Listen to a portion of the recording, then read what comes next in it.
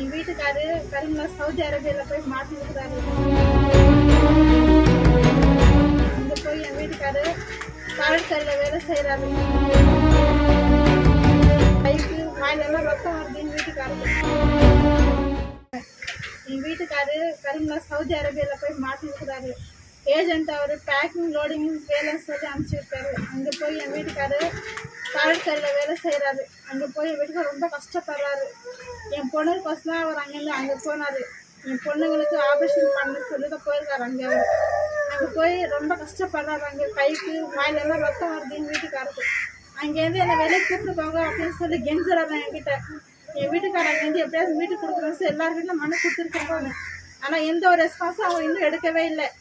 என் வீட்டுக்காரர் அப்படியே கதறாரு. என்னை நான் செத்து போயிடுவேன், நான் இங்கேருந்தேண்ணா என்னை எப்படியா அங்கே கூட்டு போங்க அப்படின்னு சொல்லி கதறாரு. நேற்று போய் அங்கே கலெக்டர் கூட பேசிட்டு வந்தான். அன்றைக்கி போய் நான் அங்கேருந்து எந்த ரெஸ்பான்ஸும் இன்னும் எடுக்கவே இல்லை. என்னை எப்படியாவது என் வீட்டுக்காரங்கன்னு வீட்டுக்கு கொடுத்துருந்தாங்க. நான் ரொம்ப ரொம்ப கெஞ்சி கேட்டுக்கிறேன். நாங்களே எனக்கு வேறு யாருமே கிடையாது. 2 பொண்ணுங்க சின்ன சின்ன பொண்ணுங்க வச்சு நான் கஷ்டப்பட்டு இருக்கிறேன். நான் எங்கள் இடத்துல நாங்கள் எல்லாருக்கும் கெஞ்சுறேன். என் பொண்ணு எப்படியாவது என் வீட்டுக்காரங்கன்னு வீட்டுக்கு கொடுத்துருங்க.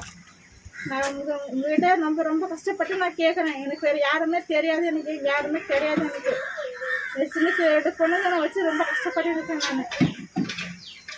நான் என் வீட்டுக்காரங்க சொல்கிறேன், நான் செத்து போயிடுவேன், நான் இங்கே இருந்தா என்னை இங்கே எங்கேயாவது எந்த கூப்பிட்டுக்கோ அப்படின்னு சொல்லி எங்கிட்ட கதறாரு. அப்படியே கண் பார்வை கூட ரொம்ப கம்மியாயிடுச்சு. எனக்கு கண்ணு கூட சரியாக தெரிய மாட்டேங்குது. எனக்கு சாப்பிட கூட கிடையாது. ஏன்னா ஒரு வேலை தான் சாப்பிட்றேன். நான் 2 வேலை பட்டு இருக்கிறேன். நான் இங்கே கண் பார்வை கூட குறைஞ்சிச்சு. எனக்கு கையில் காலில் ரத்தம் வருது. உடம்பு ஃபுல்லாக அரைச்சி மாதிரி ஆகிட்டுருக்குது. எனக்கு என்னை எப்படியாவது அங்கேருந்து கூப்பிட்டுக்கோ அப்படின்னு சொல்லி என்கிட்ட அப்படியே கதறி அழுகிறாரு. அப்படியே உங்களை ஏதாவதுனா கெஞ்சி கேட்டுக்கிறேன். எப்படியாவது என் வீட்டுக்காரங்க வீட்டுக்கு கொடுத்துருங்க.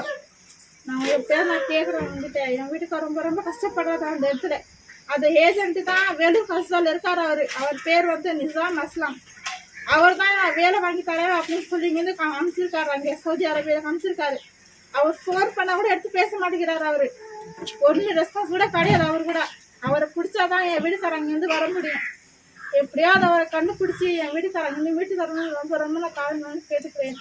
பிளே ஸ்டோர் மற்றும் ஆப் ஸ்டோரில் இருந்து பாலிமர் செயலியை QR கோடு மூலம் பதிவிறக்கம் செய்யுங்கள்.